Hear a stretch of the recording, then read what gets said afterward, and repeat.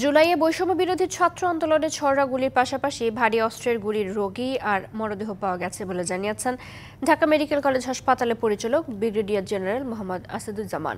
দুপুরে হাসপাতালের সংবাদ সম্মেলনে তিনি জানান, তার হাসপাতালে মোট ১৭২ জনের মৃত্যু হয়েছে, যাদের মধ্যে চিকিৎসাধীন ৮৪ আর মৃত অবস্থায় ৮৮ জনকে আনা হয়। বেশিরভাগ রোগী মারা গেছেন গুলিবিদ্ধ হয়ে, যেখানে ভারী অস্ত্র ব্যবহার করা হয়েছে। পরিচালক জানান, ছাত্র জনতার আন্দোলনে যারা আহত হয়েছেন তাদের পূর্ণাঙ্গ চিকিৎসা দেওয়ার চেষ্টা করা হচ্ছে। বলেন, যারা আহত হয়েছিলেন তাদের জন্য বিশেষ ব্যবস্থা নেওয়া হয়েছে। ১০০ দিনের কর্মপরিকল্পনা তুলে ধরে পরিচালক জানান, আহতদের জন্য বিশেষ ওয়ার্ড ও বিনামূল্যে চিকিৎসা নিশ্চিত করা হবে। পালন করেছি। এরপর আমাদের লাইনে ছিলেন কয়েকটা ডিপার্টমেন্ট, আপনারা শেষে জিজ্ঞেস করতে পারবেন। আমি অনেকগুলো ঘটনা ঘটে গেছে, বিশেষ করে শুভাপরাহ্ন।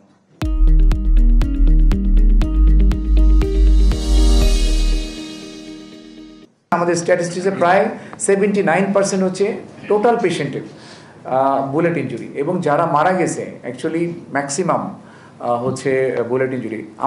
আপনাদের হয়তো মনে আছে, প্রথম যে ছেলেটা মারা গেছিল, দুইটা ছেলে, যে শাহজাহান এবং সবুজ মিয়ারটা ছিল আসলে ব্লান্ট ইনজুরি, মানে হেড ইনজুরি ছিল কিন্তু বুলেট না।